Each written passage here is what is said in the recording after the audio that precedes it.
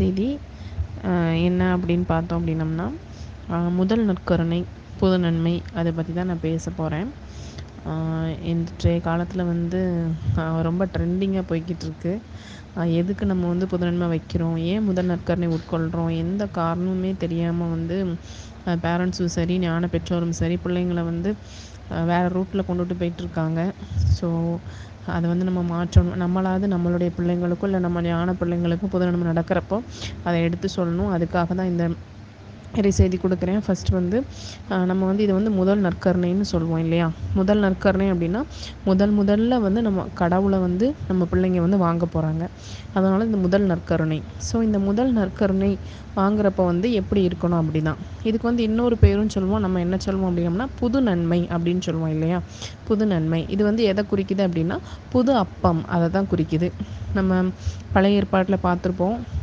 Israel மக்களை வந்து எகிப்துலேருந்து மோசையை வெளியே கொண்டு வரப்போ கடவுள் சொல்வார், புளிப்பற்ற அப்பத்தை வந்து நீங்கள் உண்ணணும் அப்படின்னு சொல்வார். புளிப்பில்லாத அப்பம் அதான் புது அப்பம். அதாவது மாவை பிசைஞ்ச உடனே சாப்பிட்றது அதுதான். அதை வந்து ஒரு நாள் ஃபுல்லாக புளிக்க வைக்காமல் பிசைஞ்ச உடனே புதுசாக சாப்பிட்ணும். ஏன் அப்படின்னு பார்த்தோம் அப்படின்னம்னா, கடவுள் வந்து நம்மளை வந்து இஸ்ரேல் மக்கள் எகிப்தியர்கிட்டருந்து காப்பாற்றி கொண்டுட்டு வந்திருக்காங்க.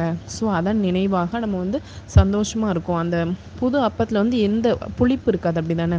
புளிப்புங்கிறது எப்படி அந்த அப்பம் புளிப்பேரும் அப்படின்னா அந்த பாக்டீரியாஸ் எல்லாம் உள்ளே ஏறி தான் அந்த அப்பம் வந்து புளிக்கும், அப்படி தானே? அப்போ அது புளிக்காமல் இருக்கிறப்போ வந்து அது புதுசாக இருக்கும். அந்த உள்ளம் வந்து எப்படி இருக்கணும், அதை தான் இந்த அப்பம் வந்து குறிக்குது. நம்மளோட உள்ளம் வந்து எப்படி இருக்கணும் அப்படின்னா புதுசாக இருக்கணும். அந்த நற்கருணை உட்கொள்ளக்கூடிய உள்ளம் வந்து ரொம்ப புதுசாக இருக்கணும். அதுக்காகத்தான் இது வந்து புது நன்மை, புளிப்பில்லாத அப்பம் அப்படின்னு வந்து நம்ம சொல்கிறோம்.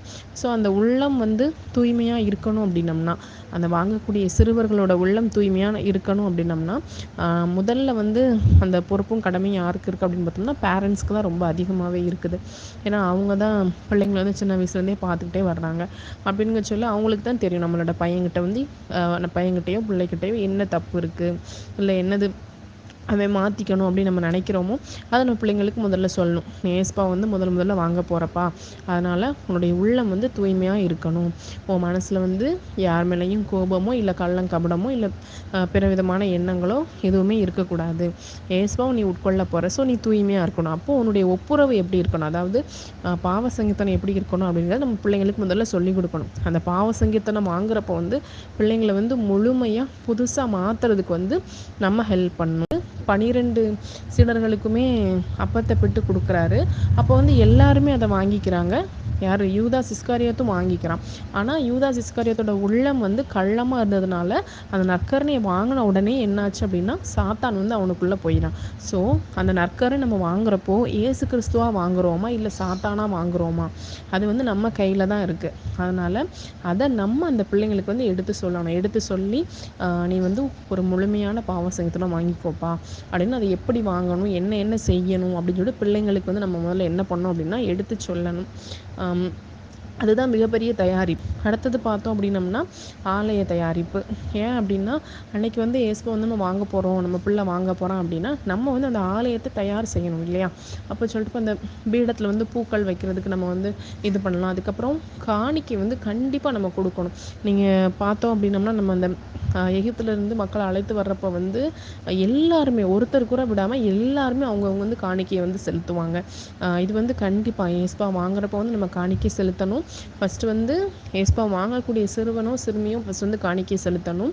முடிந்தவரை அந்த சிறுவனோ சிறுமியோ அவங்க அப்பா அம்மா அவங்க கூட பிறந்தவங்க ஞான பெற்றோர் இவங்க எல்லாருமே காணிக்கை கொடுத்தா ரொம்ப நல்லாயிருக்கும். ஏன்னா விவிலியத்திலே வந்து வசனம் இருக்குது, நீங்கள் அனைவரும் ஆளுக்கு ஒரு காணிக்கை செலுத்தணும் அப்படின்னு சொல்லிட்டு ஒரு வசனம் வந்து இருக்குது அந்த எகிப்து மக்கள் இருந்து இஸ்ரேல் மக்கள் கடத்தி வந்தப்போ.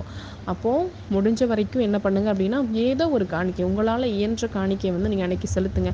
நான் ஏன் இதை சொல்ல வர்றேன் அப்படின்னம்னா நம்ம வந்து பிற விஷயங்களில் வந்து ஆடம்பரத்தை நம்ம கொண்டு வந்துடும். அது ரொம்ப தப்பு.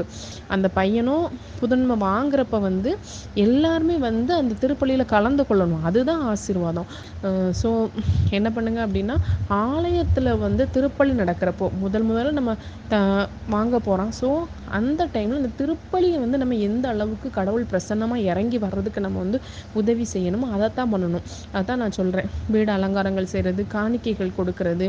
அதே மாதிரி நீங்கள் அந்த நாட்களில் வந்து இவ்வளவு செலவு பண்ணி இது பண்ணுறதுக்கு பதிலாக என்னுடைய மகன் வந்து ஏஸ்பாவை பெற்றுக்கொண்டான் அப்படின்னு சொல்லிட்டு முடியாதவங்களுக்கு உதவி செய்யலாம். அந்த பணத்தை வச்சு முடியாதவங்களுக்கு உதவி செய்யலாம். நீங்கள் அந்த போடுற சாப்பாடை ஏதாவது ஒரு ஆசிரமத்தில் கொண்டு போய் கொடுக்கலாம். என் பையன் இன்னைக்கு முதல்ல ஏஸ்பா வாங்கிட்டான், அதனால ஏன்னா அவங்கெல்லாம் ஏஸ்பா வந்து விவிலியத்திலே சொல்லியிருக்காங்க, ஏழைகளிடமும் ஆதரவற்றவங்களிடையும் நான் இருக்கிறேன் அப்படின்னு வந்து அழகாக சொல்லியிருக்காரு.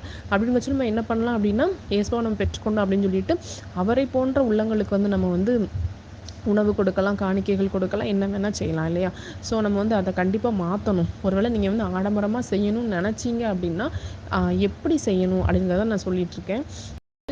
புது நன்மைனா என்ன, முதல் நற்கருணைனா என்ன, உங்களோட பையன் கடவுளோட வாங்க போகிறான், உங்கள் பொண்ணு கடவுளை வாங்க போகிறா. ஸோ அதுக்கு வந்து அவளுடைய உள்ளத்தை முதல்ல தயார் செய்யுங்க, ஆலயத்தை தயார் செய்யுங்க, ஆசிர்வதிக்கிறவங்கள கூப்பிடுங்க.